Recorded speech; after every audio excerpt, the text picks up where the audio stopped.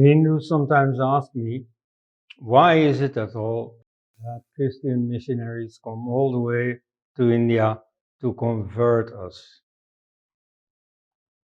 And they've been doing that for centuries. There seems to be a very strong motive. They've been doing that since before the colonial age, during the colonial age, and after the colonial age. It is a big mistake to identify the mission with the colonial enterprise.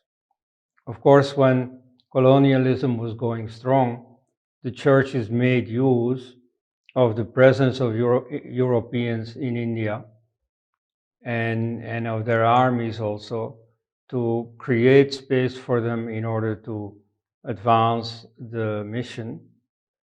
But the mission has to be seen separately from that. Once colonialism was over, they changed their tactics, they used new techniques, but they continued the same enterprise. So to say, yeah, you see, the mission is a matter of plunder, that's why they came to colonize us, to exploit India, and the mission is part of that. That's not really the whole story. And in fact, I think it's wrong. Even during the colonial period, the missionaries still had another agenda than the colonial administrators. And anyway, that is history. That is now long ago. Practically nobody in the audience has lived through the colonial period. And so the missions nowadays have a very distinctly different agenda. So why do they come? Does anybody know? You see, the answer is very simple. And every missionary will agree to what I'm going to say now. They come because they love you. You see, when there is some Christian event in the West about India, then first they're going to put some Indian culture on stage, some song and dance, to create a positive feeling vis-a-vis India. But then they will add, well, there is something missing. They are such nice people. They are naturally friendly, naturally spiritual. Unfortunately, Jesus is missing. Now, I find these people so nice, so good, that I want to supply them with that one thing they are still missing, which is Jesus. It is a very old story. When the first Christians came in Greece and got to know Greek philosophy, they likewise said, well, you see, there is something to it. Only Jesus is missing. And so they integrated as much as possible Greek philosophy, Greek rhetoric. You see, whatever the prevailing arts were then, they integrated that in Christianity, so that Christian theology, to a large extent, is a continuation of Greek philosophy. They made use of the techniques present there. And the study of the Greek and Roman classics continued in mission schools throughout the Middle Ages, and so on. And so that's what they're planning to do in India too. You see, the Upanishads are very much part of the Christian curriculum. Only they try to make it as Christian as possible, make it look like a preparation for Christianity, where essentially Christian ideas are present, only Jesus is missing. And so it's presented as a natural step for Hindus to now also embrace Jesus. Look at it from the Christian angle. They are baptized, and so they are going to heaven. Well, I shouldn't say they, I should say we. I have been baptized, I am going to heaven. And you see, it's very sorry to say, but most of you are going to hell. And so no Christian would want to wish that on his fellow man. Because of Christian charity, they want you all to go to heaven. And so they want to convert you for your own good. You see, it's not that they want to destroy anything of Hindu civilization. Let the chips fall where they may. The main thing is to save you.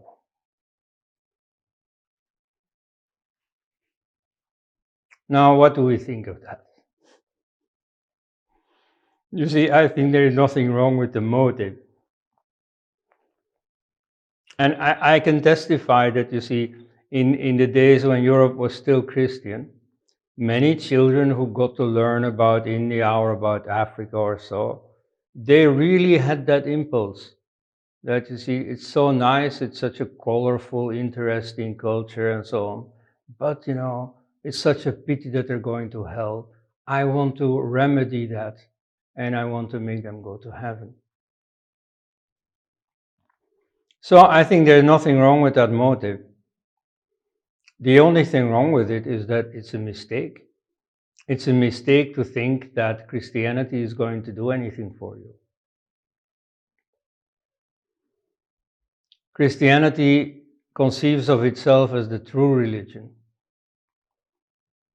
that really makes good on its promises. When you get baptized, you really are bound for heaven, for salvation.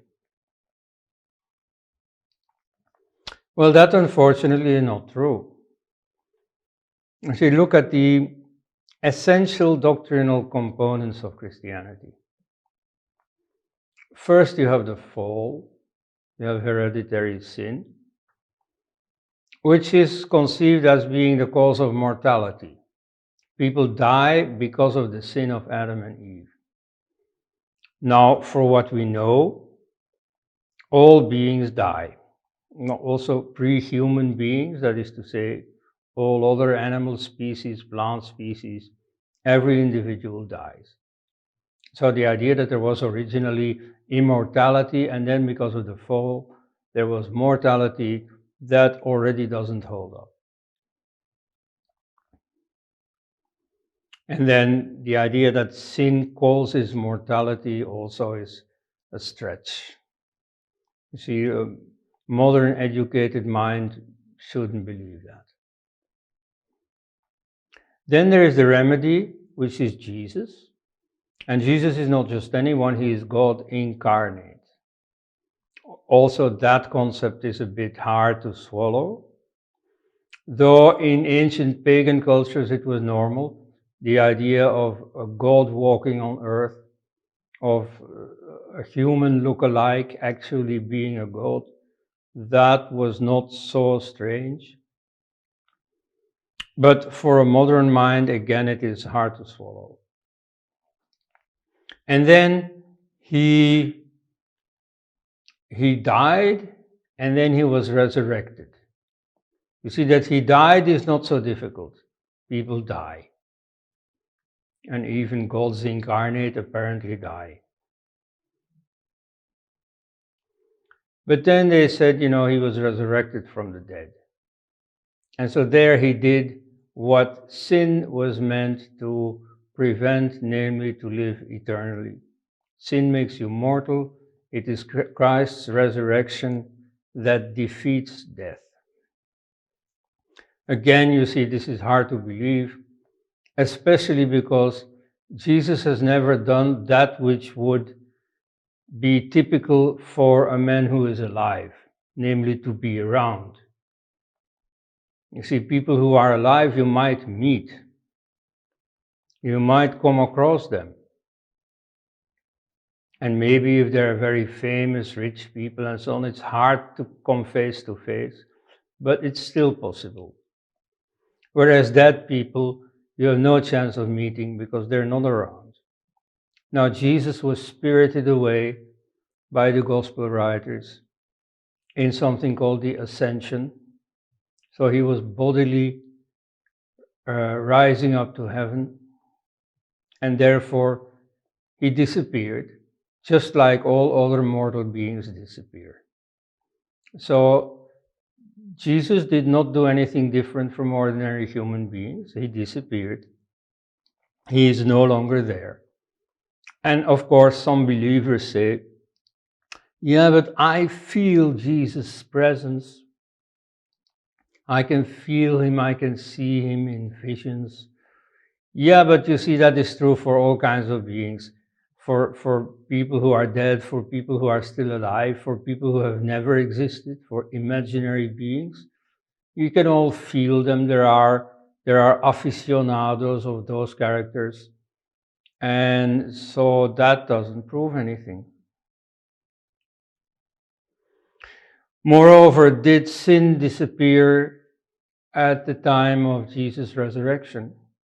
There is absolutely no information that the amount of sin in mankind became less or disappeared in 33 AD, when the resurrection is supposed to have taken place. So, looking at it rationally, we have to judge Christian doctrine a failure. And therefore there is no need of anyone converting to it. So if they really want to convert you, it's a noble impulse. There's nothing wrong with that impulse. Only it's based on a mistake. Christian belief is not true.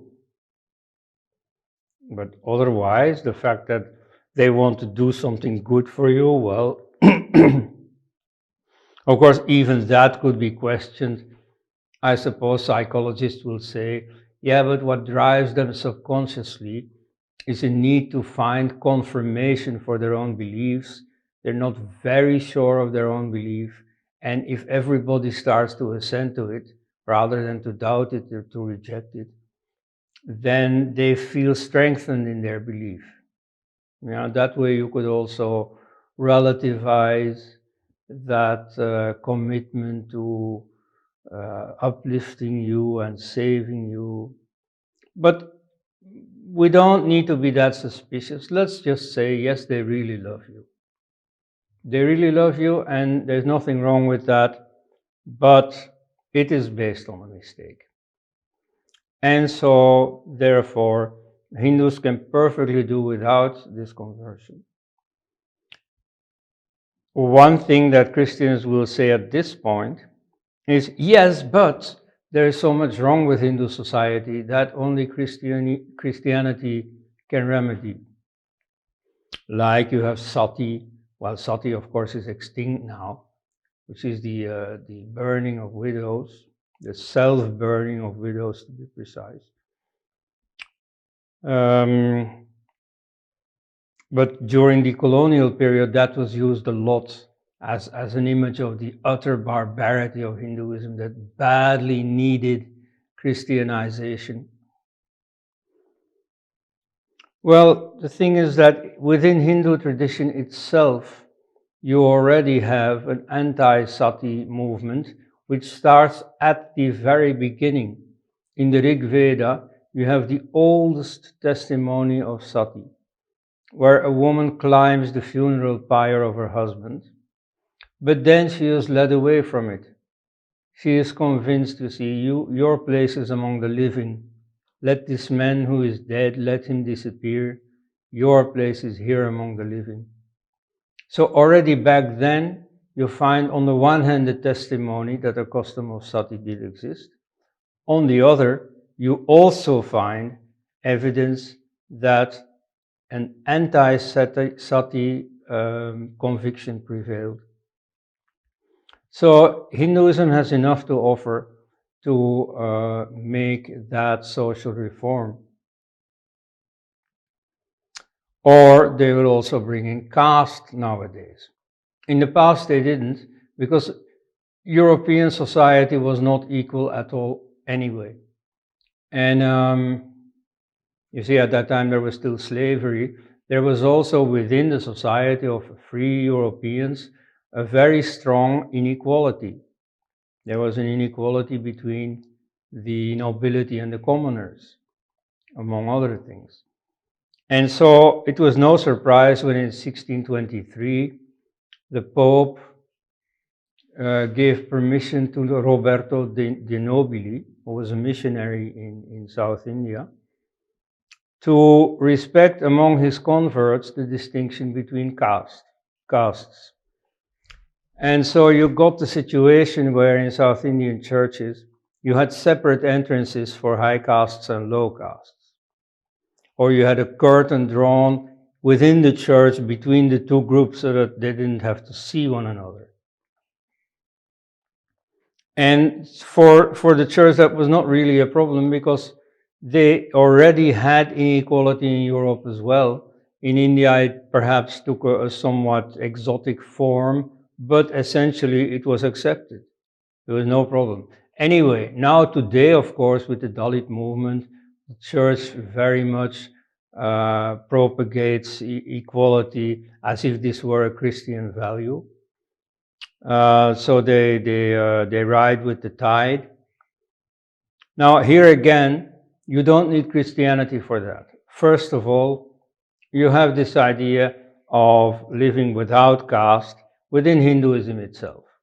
Indeed, as the Hindu reform movement, Arya Samaj, has said since the 19th century, the Rig Veda itself shows a casteless society.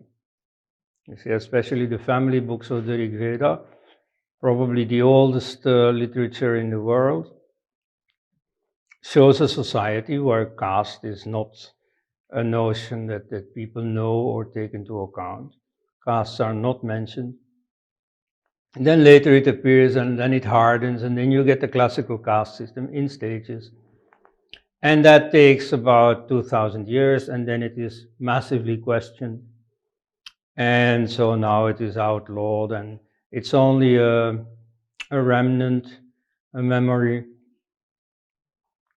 And even if that were not the case, even if there was no Hindu reason for abolishing caste, well, then they had to invent something new.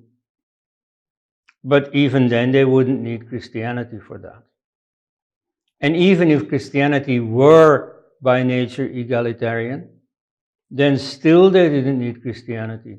Then still they wouldn't have to accept the illusions that make up Christianity. You see, they still wouldn't need Jesus. They would, like every society, perhaps need innovations, need new inventions, but they still wouldn't need this superstitious notion that makes up the core doctrine of Christianity. So, you see, Hindu society can find its own way. It doesn't need the services of the missionaries.